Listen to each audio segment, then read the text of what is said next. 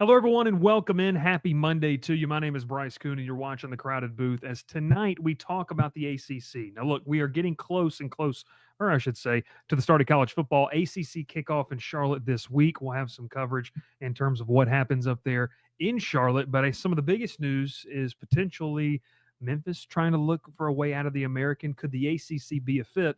And then Will and I are also going to talk a little bit about this conference and what they can do to improve in 2025. That and more on tonight's episode of The Crowded Booth. Pile in here and make yourself feel at home. The Crowded Booth is coming on. The Crowded Booth with Bryce Koon.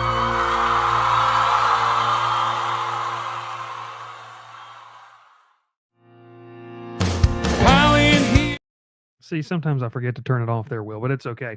My name is Bryce Koon, and that is Will Manis. We lock you in to the Crowded Booth here on a Monday evening. Will, we are under 50 days from the start of college football season. Week 0 signals the start, I guess we could say. Last year for us, obviously, it was a bit different with the Georgia Tech-Florida State game. This year, I don't know how much we'll be paying attention to Week 0 as much, but man, SEC Media Days last weekend, ACC this week. We're getting into talking season, some fun points being put out there, but I think everyone's just ready to play football. Yeah, I mean, we're getting to the end of talking season. We got fall camp coming up even sooner than the 50 days. You talk about Week 0. I don't even know who's playing in Week 0 this year, to be honest with you. Like, I haven't been able to look that far ahead. It's been a busy summer, but yeah, ready for toe to meet leather, man. Let's go. Let's get it going. You know what? You just made so many Georgia Tech fans proud by saying that. Toe meets leather. I didn't even say up on the flats, and that's hey nobody. And I didn't even realize I did it. Yeah, but you know what? You're just ready. You're a ball knower, and that's what we're going to talk about tonight.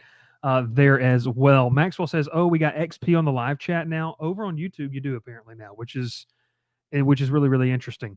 Joe the pilot. Hey guys, where's Ralph? Ralph he's driving the brown truck. That's what he's got going on. Mr. Burns says, to improve as a conference, you need to win more games. We ain't free. Winning ain't free either. Dr. Bob, I know where this is pointed to. I know how we can improve. Hand the ball off to your best player on a wide receiver sweep at the 1.5 yard line in the 6th overtime instead of running your quarterback in the middle of 2 320-pound defensive tackles. Still salty about what happened in Athens there last time. K-State and Iowa State. I don't know. That's the game in Ireland. That's the game in Ireland. 0 in Ireland. That's a pretty fun matchup then. That'll be a Big 12 matchup. Jackets defeat Colorado, I'm guessing by 29 is what he's saying there, Mr. Burns, with the spread. That's pretty intense. Will, I wanted to kick this off by asking you this. Big question as, some big events unfolded today, though. Make sure you like the stream. Make sure you subscribe over to the platforms there as well as you're listening or watching. Big news. How do you deal with vomit? I don't. I don't. Okay. I don't have to clean it up like you do. I can imagine where this is going. So I pretty much don't. I don't have to worry about that. Rough day today in the Koon household. So I'm at home with my daughter. She's doing great. I can start to sense that things are not going well in the afternoon. You know what I mean? Like, we've had a good breakfast. Lunch went fine. She goes down for the nap. Dad comes back into the office and does some stuff, works wise and sends some emails and things like that. Around the time she wakes up, I can tell something's off. It's not her normal, thread of activities. Well, so wife ends up getting home and she's playing with her for a little bit. And just fussy, just not in a good mood. Well, for breakfast, we had oatmeal and strawberries. And at about 4:45 Central Standard Time, the remnants of what was left of the oatmeal and strawberries ended up on our living room rug. So just a brutal beat in terms of that. I will also add that the wife immediately starts gagging, did not enjoy that. I know that's going to get clipped and be weird, but that's immediately what happened. The second part of that is the traditional, I don't know what else you're supposed to do here. Shirt over the nose, daughter is full extended arms out, ran to the bathtub, put her in there. So that's how my afternoon went. I hope yours went a little bit better because we got about 2 candles, a diffuser going right now in the living room. No wind shape here, but we do like diffusers. Your thoughts, though? Yeah, I didn't have to deal with any of that today, and hopefully not for the foreseeable future either. So, hats off to you, early candidate. Well, I guess we're midway through the year, so I don't know if it's early, but candidate for Dad of the Year for Oh, that quick action. Well, the problem was I didn't do a good job cleaning up the aftermath. So I started strong. The conclusion to that was it was not fun. So you got her clean. That's priority number one. yes, it's that was priority number one. Get the onesie off, just like hose down in the bathtub. Let's just go from there. So, anyways, back to the conversation at hand. I hope you're doing that. Joe the Pilot says I did that with one of my friends this weekend after a night out in the Battery. Where was my invite, Joe? Yeah, what's up with that? Will was up there. Did you were you at the Battery this weekend? No, I wasn't at the Battery. Okay. That's okay though. But stay in Smyrna. So right there in the nah. Okay. Gotta Yeah. look from Gavin in the background for that one. That's what they call it. They call it the nah. Well, that's something for sure. Hey, make sure you subscribe to the channel, lock it in, like the stream. Let's talk a little bit about the ACC. Well, in all seriousness, the big news that kind of popped off today, I know a lot of different people had it, Yahoo Sports, ESPN, Pete Thamel, and, Ross Dellinger as well. Kind of the big news was that Memphis, we had a conversation with Ryan Silverfield a month ago. Memphis is looking to get out, and they're not looking to just get out of the group of 5. They're going to pay their way in somewhere. That's their goal. Offered nearly $200 million, around the $200 million mark in terms of getting to wherever conference they wanted to go to. This was specifically to the Big 12, and also sponsorship deals that would come along with the conference in terms of 2 massive companies located right there in Memphis, in Lowe's and obviously FedEx. Will, this is attractive. This is essentially, and I don't want to offend this fan base because we do love them dearly and we love the people over in Dallas. This is kind of what SMU did. They forego. They forgot. I don't even know how you say that word. I don't know the past tense of it. They essentially said, "We're fine. We don't need the TV revenue. Our donors will pay this." Memphis is essentially in kind of a different way saying we will pay our way into a conference. The Big 12 has reportedly declined that, and so it brings me to the question: what are your thoughts on Memphis making the jump? And I'll just say it. I think the ACC has to make the call. Like, I think this is a call that has to be made, needs to be made. And within the next week, I mean, there needs to be some rumblings about could the ACC add Memphis to the mix? So Gavin in the background is going to like this. Yeah, there's no doubt. The ACC's got to get in on this. Memphis football has certainly outgrown the American. I don't think there's anyone disputing that. Memphis basketball is always, everybody knows about Memphis basketball. Yeah. So, in the two bigger revenue generating sports, they're ready for this move. Obviously they got the financial backing. There's no question there. The ACC's got to get in on this. This would be, in my opinion, a big miss by the ACC especially if they don't even try. But, we've never held punches when talking about ACC leadership, so they'll probably just sit on their hands. As far as a get for the Big 12, I mean, I don't know. I mean, Memphis would be an interesting fit. Not financially, of course, they would fit right in, but culturally and I mean, regionally, geographically, yeah, it kind of makes sense. But Memphis, it feels more like an ACC type school, at least with their athletics for sure. If I'm the ACC, I got to jump on this. But my concern would be, if I'm the ACC, is like, what are you going to offer me? Because I mean, the ACC is not going to say this, but outside looking in, I can't imagine Memphis going to the ACC with the same offer that they're going to the Big 12 with. I think from the financials of it, I haven't dug too deep into this, but I would think the Big 12 would be more attractive to Memphis. That's probably why they went to them first before going to the ACC. But it'd be interesting to see how it shakes out. I'm sure if the Big 12 said thanks, but no thanks, they'd probably turn around with the same offer to the ACC. I think another thing of this too, you mentioned the fit in terms of geographically. Look, I mean, you've already thrown that out the window in regions with, I mean, not even SMU, but Stanford and Cal, and that just makes that's just a wild concept to begin with there, with what you've done there in the ACC. I'm with you. It's a football program that's spending at the top of the G5 level.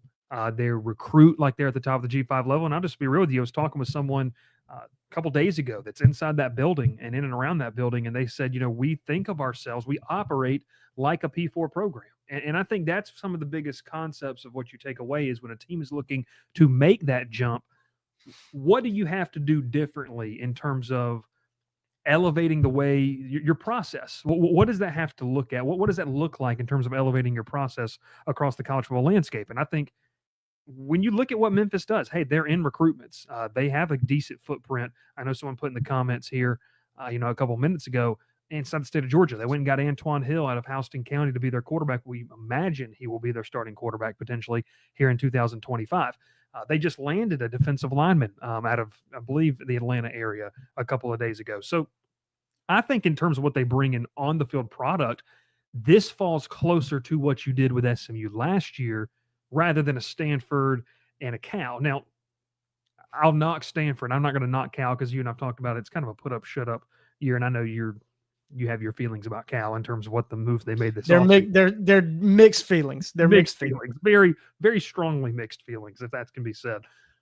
I think Memphis is a perfect pull. And just we're going to talk about this kind of later in the show. Like, what does the ACC have to do? And you're not just going to bounce some things off, ideas off of each other here. But if you're the ACC, you have to be at the forefront of G5 expansion, in my opinion. Like, you hit a home run, a grand slam by adding SMU in terms of, and we said this last year, like this isn't revisionist history. We sat here and told you last year, this team is going to compete in the ACC in terms of budget, in terms of on the field product. Frankly, I don't think any of us thought they'd be in Charlotte in year one. I know what they were able to do, but I think just in terms of how they attack in their process, we all agree with that. Well, I think it's so important. Let's just talk about it for a second. If you're the ACC and you're kind of neck and neck with the Big 12 in terms of that tier 2 of conferences, the Big 12 has strong regions still, technically, and they also have a strong sense of mid in terms of everyone's battling each other. The ACC could really, really benefit from taking that next tier below them of teams. And I think Memphis fits it perfectly. And I just think if the ACC, you have to find ways to gain a competitive advantage, and adding not just quantity, but quality programs matters. Yeah, and if you're the ACC, you got to get creative. I mean, Memphis is a really good start. I mean, they're centrally located. I think it kind of would kind of ground this conference and give it, a stronger sense of identity of what it's going to be, especially in athletics. Mm-hmm. You add Stanford, you add Cal, huge curveballs, and kind of like the opposite of what the rest of the ACC is, not just geographically, but I mean, on the field, yes, they have the academics, but it's really a step up from almost every other institution outside of Duke, of course, Georgia Tech, North Carolina, but the rest of the conference, they're really on an island in a lot of ways. Mm-hmm. Memphis seems like a more logical, more seamless fit into this conference in nearly every aspect. Well, you mentioned basketball. I mean, you got Penny Hardaway there. They have a massive NIL base in terms of what FedEx is going to be contributing in terms of their.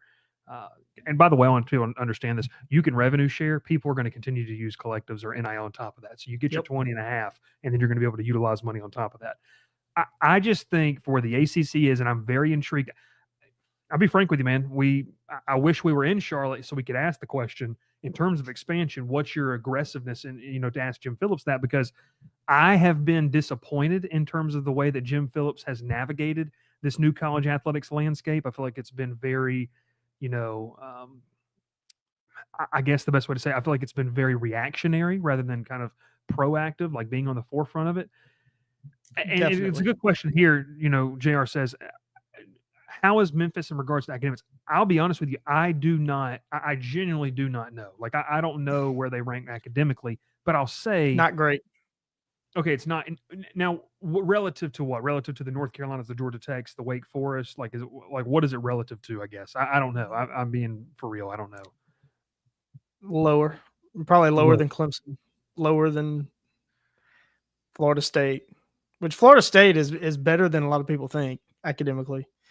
Yeah, it's not great for academics. It's not much of a fit for academics, but for athletics, which is we all know is priority number one because you're trying to make money. They're a great fit. You're trying to make money. I just saw this. So the U.S. News and World Report, 266 out of 436 is what I see on there. Yep. There we go. Nuke Jacket says the same. Nuke Jacket's got it. Yep. Facts and info there. And let me get Gavin in here for just 1 second. I think it's just super important to be at the forefront of things. And I think if you're Memphis and you're sitting here and you're trying to get in, right? And if you're the ACC, understanding where you are at in terms of the pecking order, like let's just be realistic. You're a tier 2 conference. You need to be looking at ways to advance yourself. We're going to talk about what you can do on the field here in 2025. I think making the call to Memphis is super important. And somebody put in the comments, I know Dr. Bob is here, talk about academically, they fit the bill. Talk about the market, they fit the bill. Make the call to Tulane. Like, make that call in terms of what you have. You have two prominent, ACC or AAC programs. By the way, they changed that name today. Did you see that, by the way? The American Eagle. That's I can't remember what they're calling it, but yeah, the conference know. has its own mascot. It's weird. It's interesting. In terms of that, though, like those are two programs that I don't know, man. I just think the biggest thing is hitting right on expansion. They've gone 1 for 3 so far, in my opinion. SMU, Stanford, and Cal. They've gone 1 for 3. We'll see if that advances anywhere. This is business, right? The best businesses, they last a long time. They have a lot of success because they're always on the forefront. They're always looking for the ways to improve. They're being proactive instead of reactive. We love quoting Moneyball on this channel. Adapt or die. And the ACC has been behind in that in all conference expansion. So it's if they could talk Memphis and Tulane to joining, I mean, we're looking at this conference in a totally different light, not just in football, not just in basketball, but really in everything. Yeah, no, you're right. Memphis is a dump of a city, though. Gavin says, "Whoop that trick, Joe." They can't be a dump. They've got a pyramid. They do, and that would fit in well in the ACC, I believe. No, I that's just kind of where we start this off. There's no real gravitational pull to this, right? Like there's no super moving type of information that's happening that should tell you this is going to happen. I'm just thinking it's a phone call that needs to be made. If you're the ACC, you want to be taken more seriously. Memphis, if you come with this offer, I'll tell you one thing, Will. If they show up to the offices and they say, we're going to give you, we'll buy in $200 million, we'll front that up. Oh, and we'll also bring Lowe's and FedEx as our sponsors.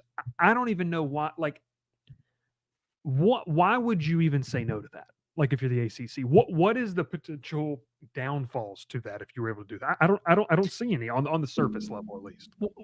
What could work in the ACC's favor is the Big 12's already standing sponsorships, corporate sponsorships. True. They've got some big ones. And, of course, I don't know all the legalities of it. I don't know the contract details of that, but that could cause a hang up in Memphis trying to negotiate their way into the Big 12. So this could be an opportunity for the ACC to swoop in. It could. It certainly could. You know what also swooping in around this time of the year there, Will? And it's, we just what a transition. What a transition. It's almost like transition. I could do this for a living. Just send the contract somebody. In all seriousness, check out our friends over at All Natural BS. Look, it's not BS. I'm going to tell you this. I got a bottle in the mail on the way. I'm pumped to use it around here in South Louisiana. It's all natural bug spray that really works. Since 2020, it's been essentially the safest thing that you can go use, whether you have young kids, whether you have dogs, whether you have maybe even older people that you don't want to get infected or anything like that in terms of, you don't want them to hurt in terms of the bug spray. There's a lot of bad bug spray out there. Friends over at All Natural BS, they're not getting hurt by this. We love them. It's very, very different. Jonesy, that will not help with that issue. I'm sorry. Maxwell says these Alabama bugs are different. Get you some all natural BS. You can use code TCB15 for 15% off your order today. It's an effective chemical treatment for your home, garden, patio, whatever you want to use, especially this time of the year. We get in the dog days of summer. So make sure you check out our friends over there too. I'm going to say this, Will, just a terrible comment from Clayton here that I don't know if you want to address. That's ban worthy. That's Listen, all that matters, all that anybody cares about is, did the eagle fly good? That's all that matters. Another bannable comment. Yeah, Right that's just wow. Don't put that one up, Gavin. Okay, so let's kind of continue this conversation, Will. And it's pretty self-explanatory. What does the ACC have to do to just get better? Win is the first thing, right? And I don't know. I'll let you. What's your big answer to this? You can say win and win games. I don't know if that matters, because it's going to feel like a one-off to a lot of people. But what does the ACC have to do in 2025 to maybe garner a little more respect in your eyes, and maybe that gap between them and the SEC and Big Ten isn't as wide as we think it is? It's really hard to measure. I mean, especially just in 1 year, if we're talking about compared to 2024. Yeah. And 2024 is going to be a hard season to live up to. I mean, you had 2 teams make the college football playoff. And when you talk about just win, that's kind of what the ACC's done. It's kind of eaten itself alive. I mean, that's kind of, you have Clemson, you have Miami at the top, and everybody else is just beating each other up. So it's really hard to try to compare it and to get better. But of course, the quality has to go up. I think Dennis hits the nail on the head. Money, money, money, invest, invest, invest. And that's these universities, these athletic departments continuing to invest in football. Mm-hmm. You look across the conference, as far as head coaches go, one of, if not the most stable conferences in terms of head coaches. I mean, you've got one first-year head coach? I guess 2. With Wake and Stanford. But out of 17, that's a really good ratio. And then it's only 2 second-year head coaches.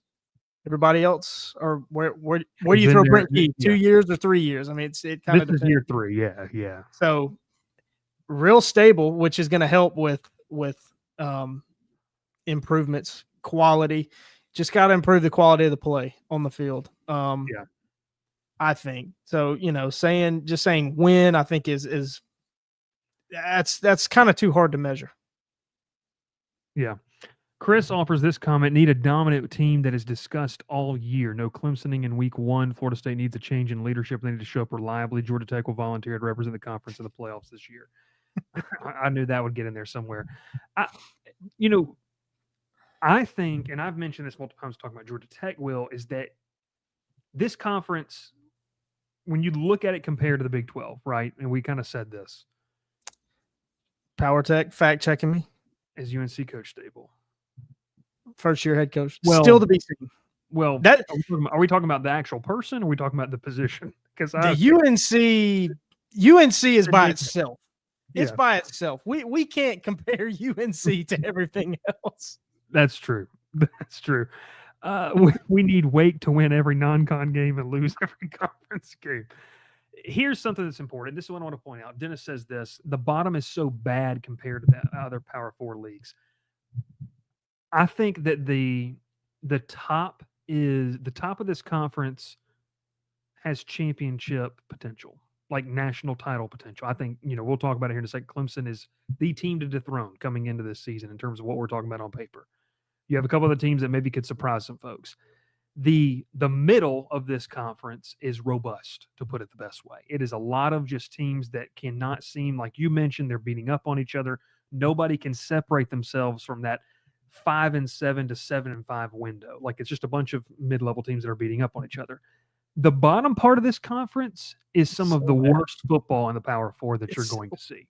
It's very, very bad. So I think for me, and understanding this too, and Joe the Pilot says this, really teams like Virginia Tech, Miami, Florida State, Georgia Tech, Virginia, North Carolina have let the conference down by being so bad lately. I'm not putting Florida State in that category because they had a god awful year last I'm not year. putting Miami in that category either. Me neither. I'm not putting Miami. I mean, yes, they've stumbled, they've tripped up, lost the teams that they should have beaten, but across the whole, they're averaging what, 8.5, 9 wins under Mario Cristobal. Well, and Scott says this is probably better. North Carolina, Georgia Tech, Virginia Tech, Syracuse, and Virginia to set the tone for the conference in week 1 and not leave it up to Clemson, Miami, Florida State to carry the rest. Those 3, folks, regardless of record, are going to get more national recognition because of what, Will? What do we like to call it? It's a 2-word: brand value. They have that. They've earned that right. The middle of this conference needs 1 or 2 teams to exceed the expectations. You're not going to get 4 or 5 because just how math works, teams are going to beat each other. So you're not going to have, oh, well, we've got 3, 10+ win teams, and oh, now we have 3 more 9+ win teams. That will not happen based off of how the math of people have to play each other. What needs to happen is you need to have about 1 or 2 that ascend to, and I think Georgia Tech's in that category this year, that can ascend to the 8-win threshold and above, to where you've left kind of the midness of this, and the bottom of the conference needs to get serious. Now, look, the jury is out on Wake Forest. I think Jake Dickert brings a lot of things that you would like to the table. I don't know, and just being real with you, the fan base up there, I don't know if they know how serious that you need to be about college football in terms of the fan base. I think they've got some good administration. I watched an interview with their Adam Brenneman did an interview with their AD, kind of understanding all of that. I just think in general, you have to understand who you are. The bottom of this conference weighs it down tremendously. Stanford, Cal, Virginia might be on the list. First off, Virginia needs to be crucified.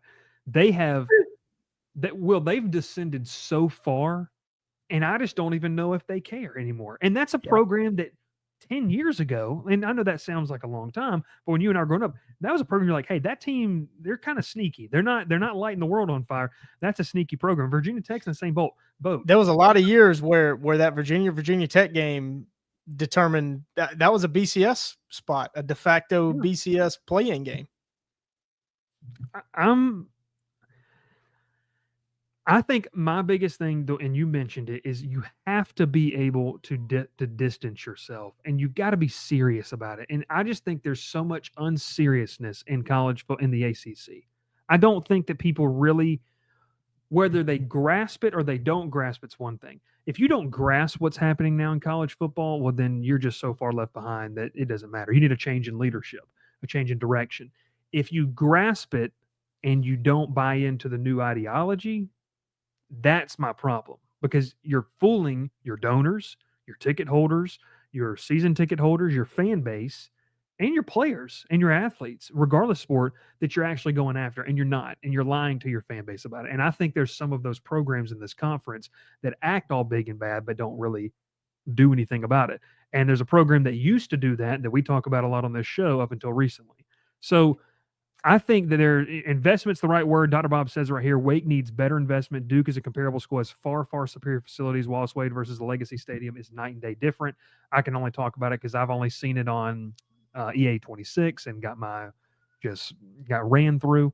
It was bad there by Georgia Tech. But that being said, there has to be a level of seriousness, and it's either kind of like, what are we doing here? Are you wasting everybody's time? And I think there's some programs entering 2025 that you're kind of asking the question, are you just wasting people's time, your fans and the fans that want this conference to be better? Yeah.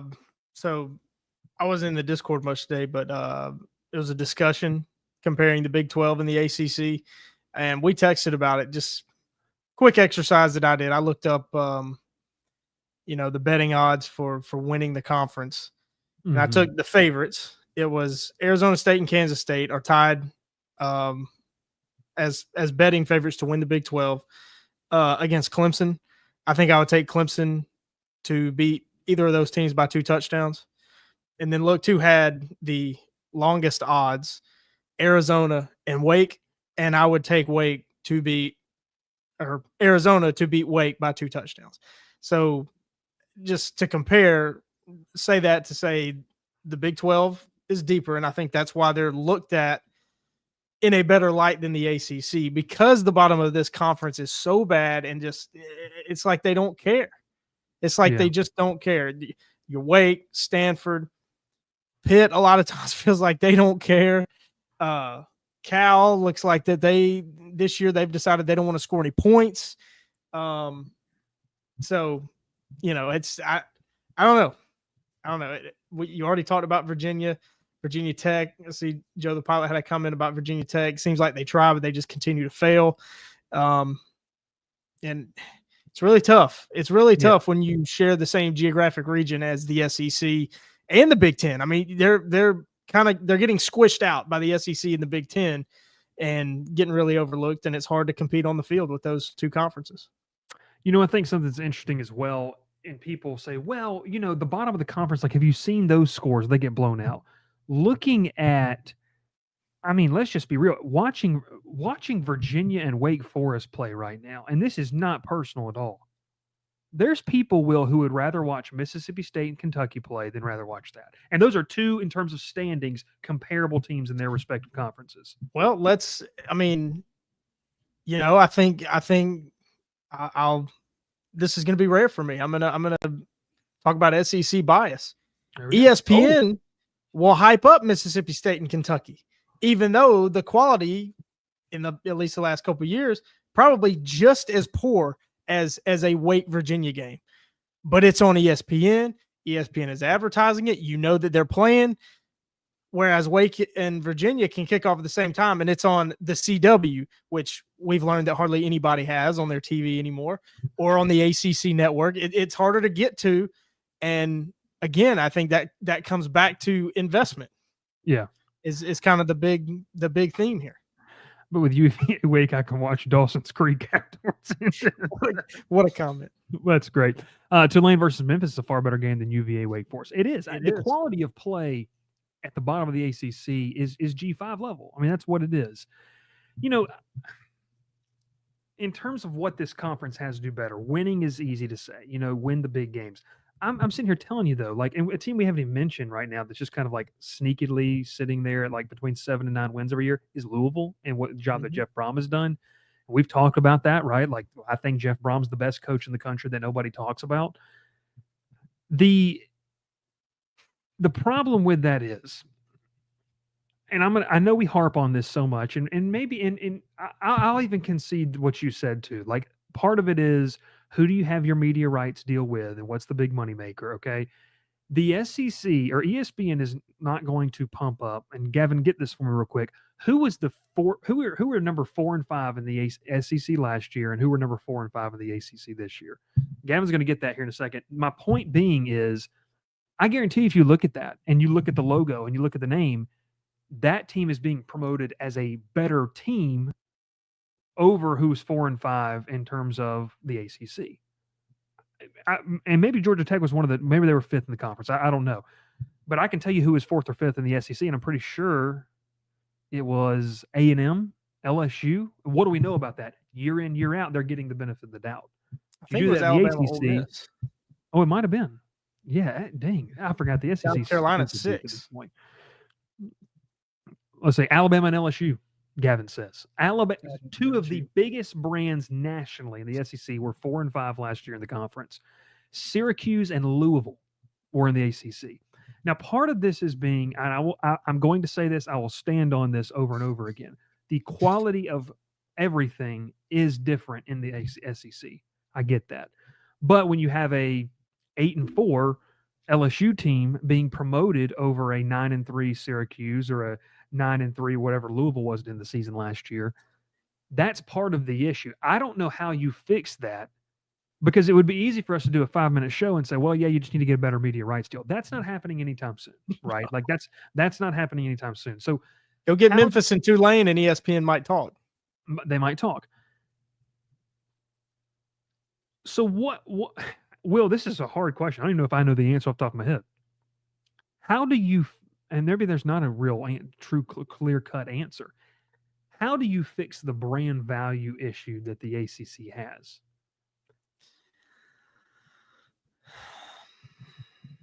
The easy answer is win, but to win you have to have the financial backing. You have to do it on the field. You got to do some wacky things and back it up. Like, you got to make right now what the ACC needs to do is make headlines. Don't make a fool of yourself and make headlines, but make those headlines. Like Fran Brown talking about how he doesn't shower after he loses. Like, people are going to talk about that. Brent Key is almost like a walking soundbite a lot of times, at least in the state of Georgia, which is a good thing. Yeah. That's a good thing when you're talking comparing Georgia and Georgia Tech. You want to be in the news, but you have to do like Clemson. I mean, and the rest of the conference, if you're in the ACC, getting good at football and getting nationally relevant is not a get-rich-quick scheme. It took Dabo Swinney, like almost 10 seasons? Well, seven seasons, I think, as the head coach to be nationally relevant. You schedule big games. You compete in those big games. I remember, his second, third, fourth year at Clemson playing Auburn. He came to Auburn twice before Auburn went to Clemson. So you have to come. You have sacrifices. Right. You have to sacrifice. You have to compete, and you have to back it up. And the ACC struggle with that. Louisville doing that a little bit. We'll keep talking them up. Week 1 game that's really under the radar. They go play Washington on the road. That's going to be a really fun game. Week 1 that like nobody's talking about. It's probably because it's going to kick off at 10:30 p.m. and I'll probably already be asleep. But you got to do stuff like that. You got to. I think for some programs in this conference, they need to maybe humble themselves a little bit and say, okay, let's be honest about where we are nationally, not just regionally and in our own conference. Yeah, we're okay. We're 4th or 5th, but nationally we're 50th, 60th. I mean, you're not going to get home and homes. You're not going to get invited to play these big early season games on the road out of conference. Like, that game, Georgia Tech, Florida State, that's because that was an ACC game. Yeah. Right. Florida State may not have even gotten invited to go play in, the Texas kickoff game in Dallas against Oregon or whoever. Yeah. Like, Florida State probably wouldn't have been invited to that. So you just got to play the long game. And it's the worst time to try to play the long game in the college football world that we live in now, but that's kind of what you have to do unless, I've seen some of the comments, unless you get some multimillionaire that all of a sudden cares about football and wants to invest in it and make those headlines and have people talk about you and find ways to be exciting. Yeah. Like if Georgia Tech if they were able to hire Deion Sanders, oh my gosh, Georgia Tech's nationally televised game every week.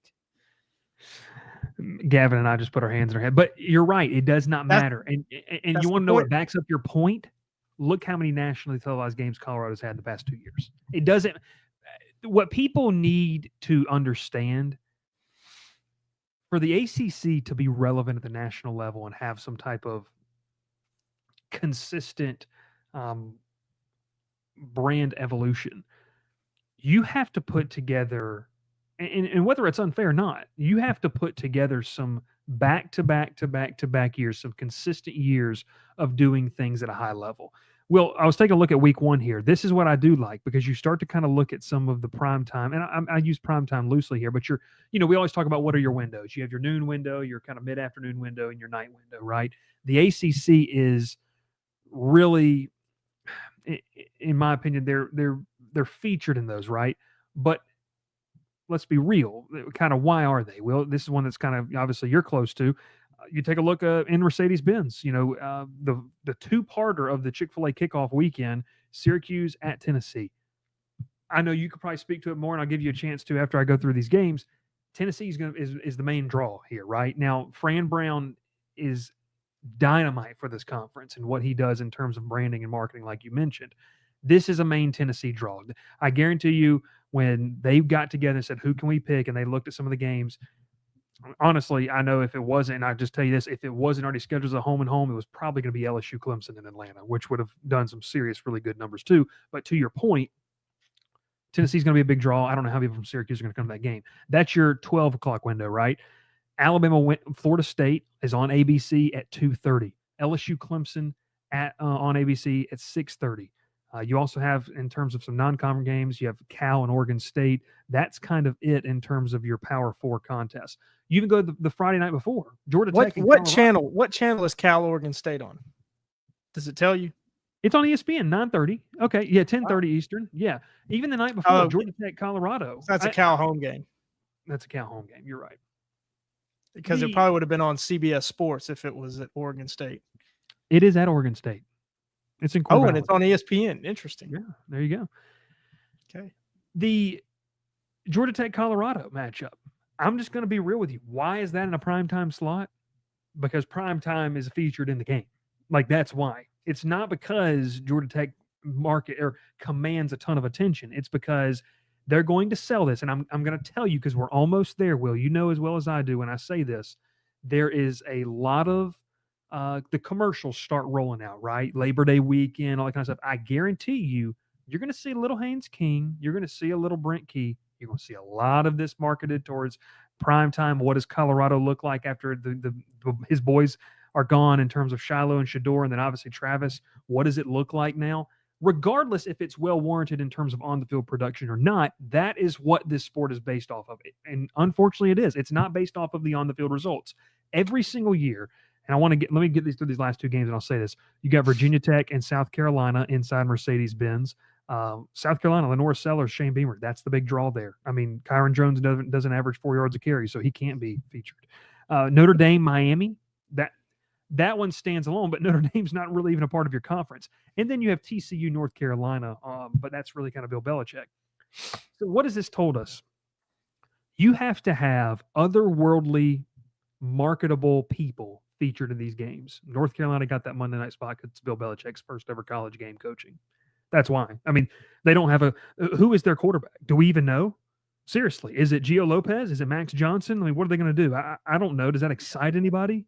I talked to Gio Lopez. I mean, that's a kid that was okay. He was kind of good at South Alabama. I haven't given up on Max Johnson. LSU fans have, that's for sure. But in all seriousness, you have that. Did you get that out of the way?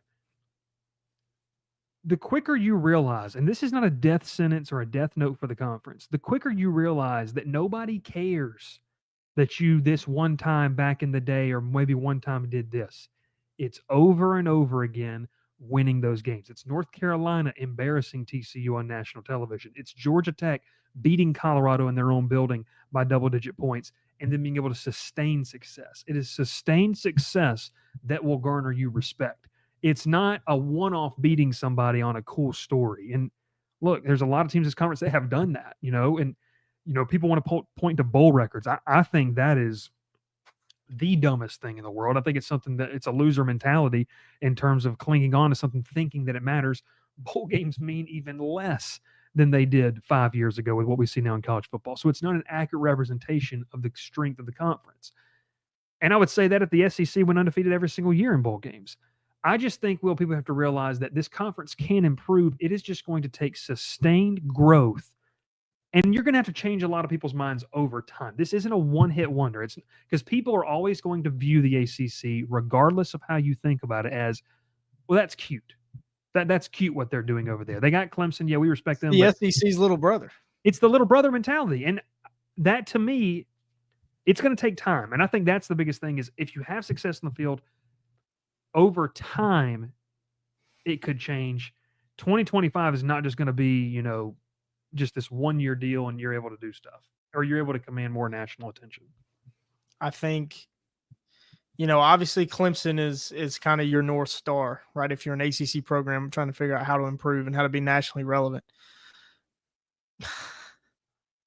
You're gonna say I'm pandering, but the talk about Georgia Tech the last 2.5 years has increased 5-fold, probably, just in the state of Georgia.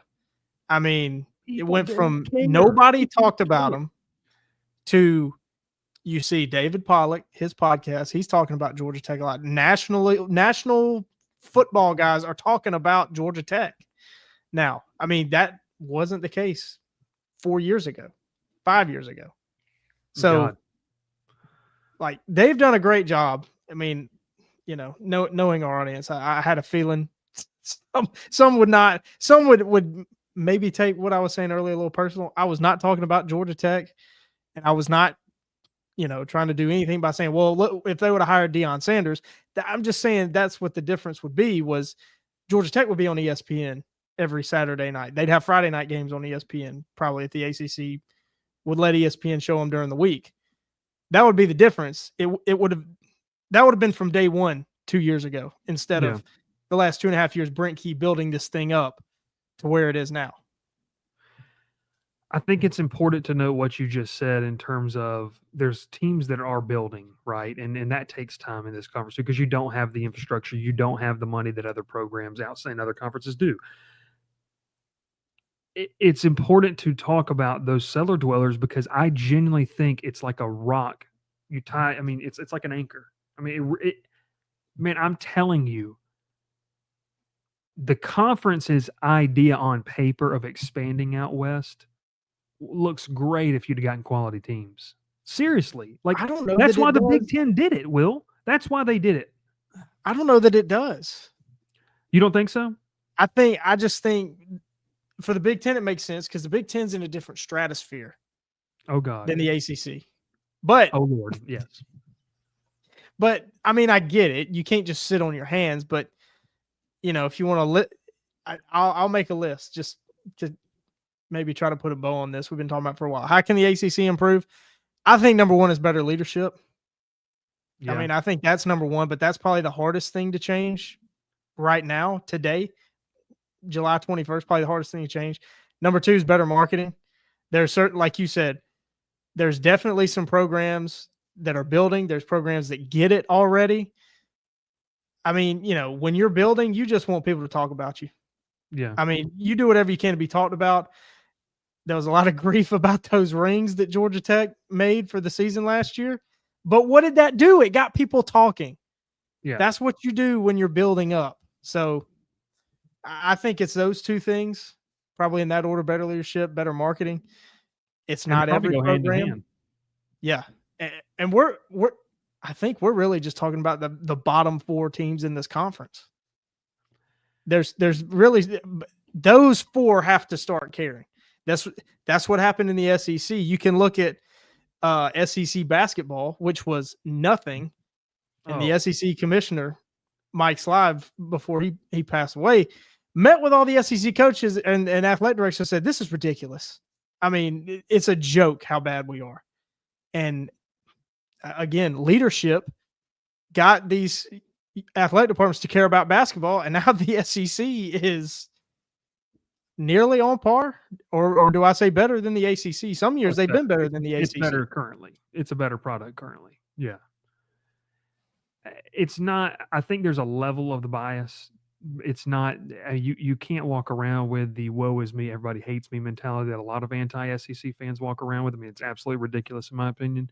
But I'll say this, and like I said, I mean, I wish we were there and you guys would be able to see. And even last year, we're up at the ACC championship game, and guys, I mean, we saw tons of Clemson fans, and you expect that, but you see an influx of SMU fans, a diehard fan base that makes sure they're in Charlotte for a historical moment. I mean, this is the first time they're playing the conference, first time they're playing for an ACC title. There's excitement here, and I think a lot of people, and sometimes maybe we do this a little bit here on this show. We push down the conference because it is a little brother, and it is, I think, but you have to be able to separate the fact from what you want it to be. I think the ACC can be a lot of fun. I think there's some quality coaching in this. There's guys that are rising to the occasion. There's guys that are, taking time bombs and looking at you down there in Tallahassee, Mike Norvell. You don't know what's going to happen. I just think in general, though, with this ACC conference, it's not like it's the FCS level. And a lot of people try to maybe paint that it is. And I don't even think that it is, is like that. What I will say, and I've been to the ACC media days, I've been to, SEC media days. You've been to Sunbelt media days. I've been to Sunbelt media days. There is a stark contrast in how those are presented. Okay. Like it's just a stark. And that's why I say, I wish you guys had the opportunity to go to both, because having been to both, the SEC media days is like an annual pilgrimage for fans. I mean, fans are showing up in the College Football Hall of Fame this past weekend or past week. waiting to meet players, waiting to get autographs.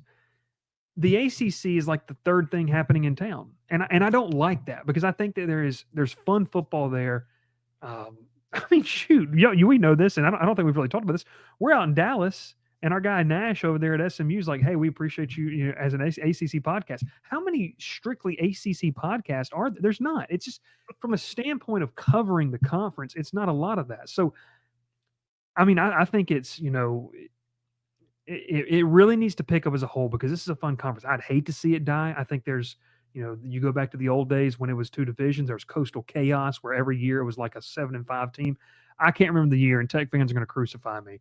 There's a year where it was like messy, and I think Tech it wasn't 09.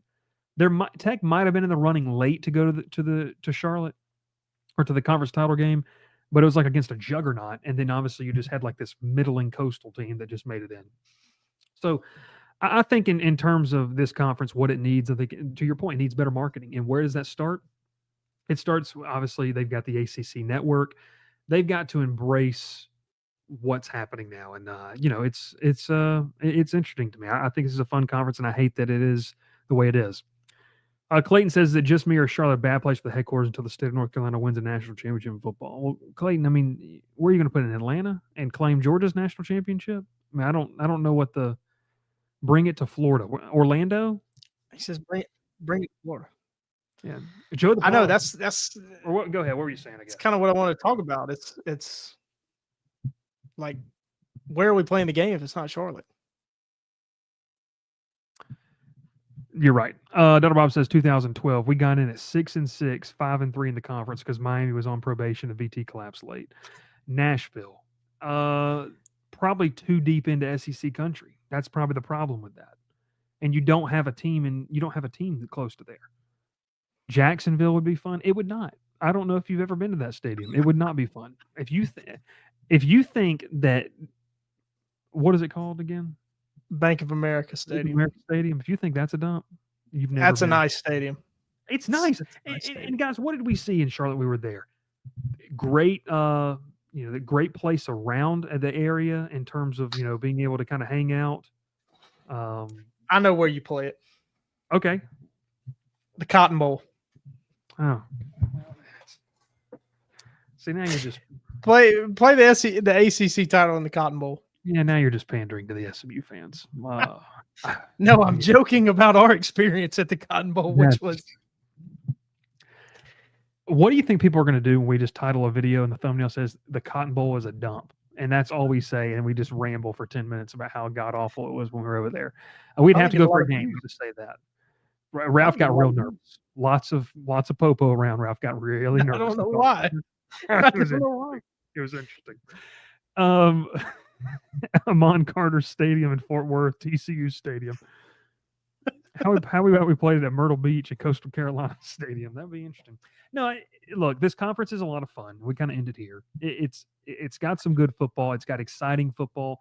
I know you mentioned this earlier. They've really leaned into Friday night games, by the way, which I think is huge. If they're not going to give you Saturday night prime time, lean into another night of the week.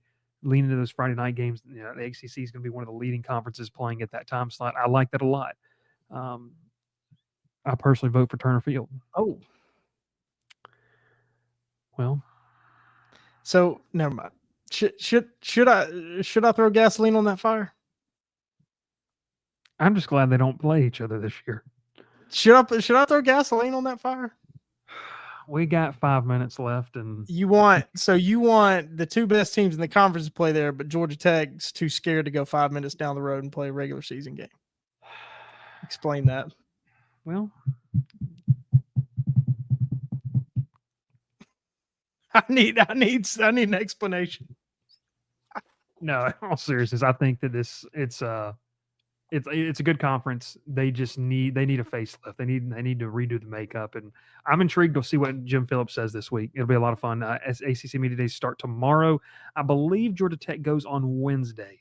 Loaded week. So we'll have everything over on the site. What Brent Key says, I'll have a full kind of breakdown of what happens over there. And man, next week, better get ready because we're about to get ready for the month of August. And what does that mean? Man, it tells you we're going into our full predictions. We're ending the month of July with what we think is going to happen. I will see if Ralph takes NC State and Texas Tech again this year. He was 1 year off for Texas Tech. Did he? Why do we think he picked NC State? Did he not pick NC State? Maybe he did. He picked NC State, but he thought Grayson. Okay, in his defense, Grayson McCall made it like 2 games and then retired. Yeah.